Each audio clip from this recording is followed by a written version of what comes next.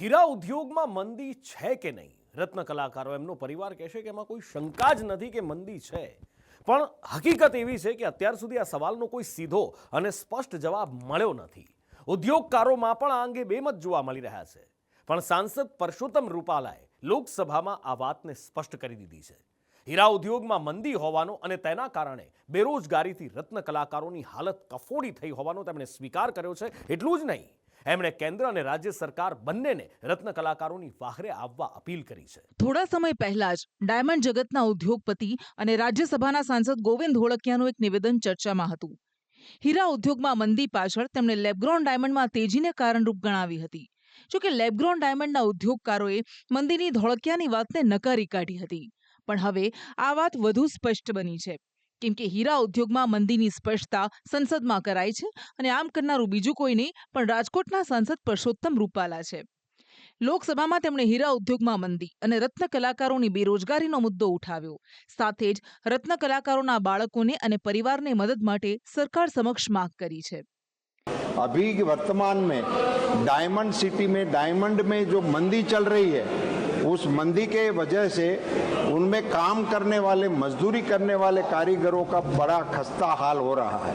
सरकार से गुजारिश है कि राज्य सरकार के साथ मिलकर उन कामदारों के बच्चों की पढ़ाई न रुक जाए.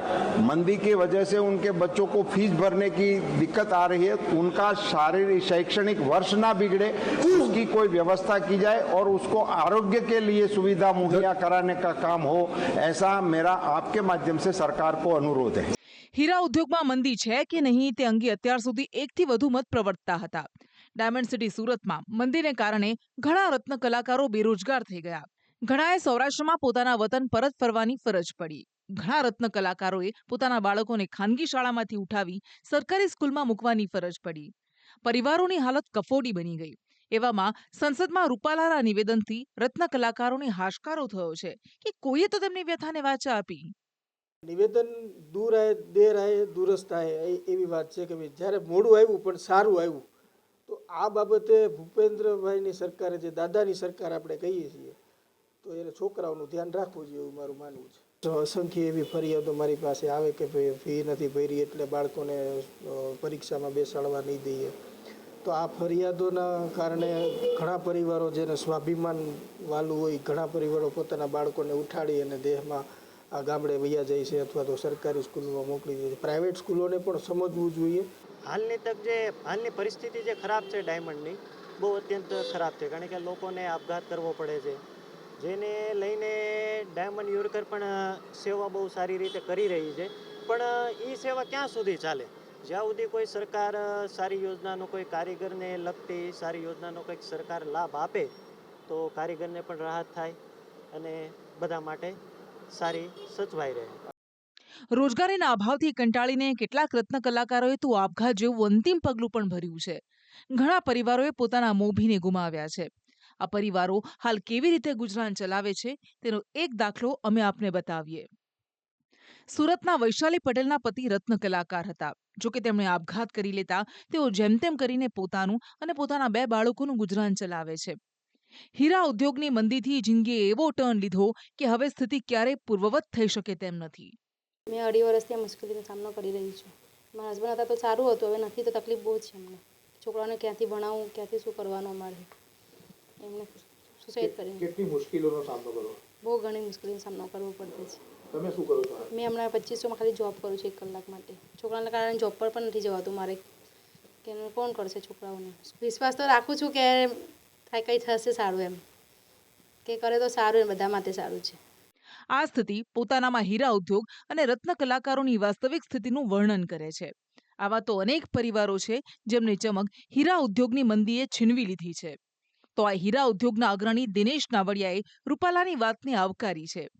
હીરા ઉદ્યોગમાં મંદીનો સ્વીકાર કરતા તેમણે રત્ન કલાકારોના પરિવારોને મદદ કરવા સરકાર સમક્ષ માંગ કરી છે. છેલ્લા 2 વર્ષથી ડાયમંડ ઇન્ડસ્ટ્રીની અંદર મંદીના માહોલના કારણે ઇન્ડસ્ટ્રી સાથે સંકળાયેલા રત્ન કલાકારો સુરત શહેરમાંથી માઇગ્રેશન કરીને માદરે વતન જતા રહ્યા છે. એની પાછળનું કોઈ કારણ હોય તો બાળકોની શૈક્ષણિક ફી ભરવા માટેની વ્યવસ્થા નથી. કામ મળે છે, ઇન્કમ ઓછી છે, એની માટેના પ્રોબ્લેમ ક્રિએટ થયા છે.